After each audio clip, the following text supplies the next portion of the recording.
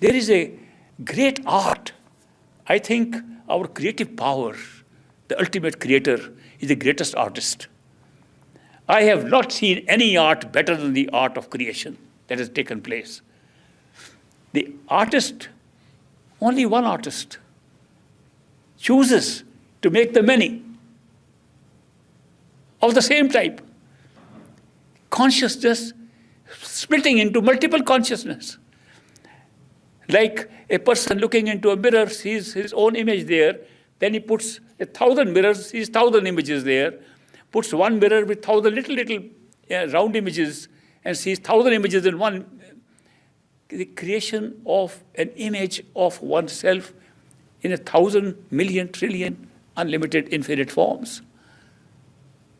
Nowhere else. Was there a compulsion on consciousness to do that? No, there was no compulsion. There was total freedom. If there's only one consciousness, consciousness cannot be tied down to anything. They're totally free. If we can call something totally free, it would be a totality of consciousness. Totally free. Then what was the need? If mentally we want to ask this question, which won't apply there, but I'm just using it as an example here. If we were to ask the question, why did one totality of consciousness, one creative power, one creator, decide to create the many?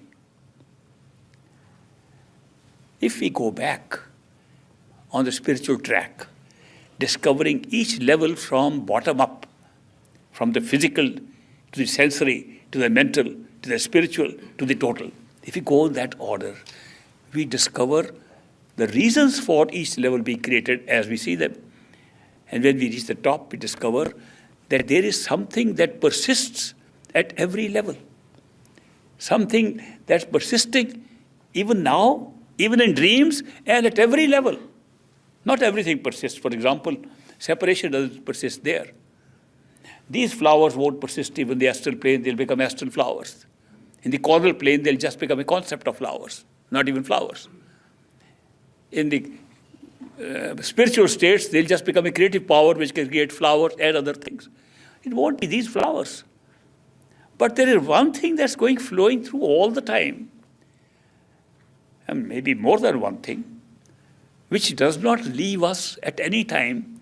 And those three things I am going to mention are available to us at all times, even in the physical body, even the dream body, even in the astral body, even causal body, even in our totality. What are those three things? First is called love. The power of love exists everywhere. It's the most powerful thing. It's almost the identity of our totality. Love, they say God is love, and love is God. They didn't say it in vain. They didn't just make a statement.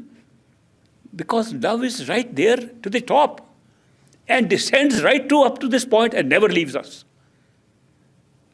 The principles of attachment and so on are based upon the principle of love. There's so many other things that are happening here which are holding us here, but the principle by which they were created was the power of love. Second, the power of bliss, the power to have ultimate happiness, not pleasure, happiness. That blissful state, the state of appreciating and feeling glad about it, persists at all levels. The beauty, the creation of beauty and the appreciation of beauty persists all over. And an instant knowledge without thoughts persists everywhere. Here we call it intuition. We call it gut feeling. We give different names to it, but they persist at every level. So amazing thing is that in our essence, in our ultimate essence, where we are merely the creative power, these three things can still be found there. Love, beauty and its appreciation, and the instant knowledge which we call intuition. If this is the nature, essence of our ultimate being, then naturally it has to be expressed. The whole of the creation is based upon that principle. All levels have been created based upon that principle. And when you talk of love, how do you experience love? The best way to experience love as our greatest intelligence of the totality of consciousness experienced or created was having more than one. The very essence of the principle of creating the many. One became the many to experience its essence of love. And love was unbounded in that experience. And we call it our true home. That's where we belong. Those individuated forms of consciousness, which are part of one consciousness, but within the one consciousness, they're experiencing that individuation. That's ourselves. That's our true self. You can from there discover one, or you can discover the many. They're both simultaneous together in our true home. The principle of going within by meditation can take you to that level.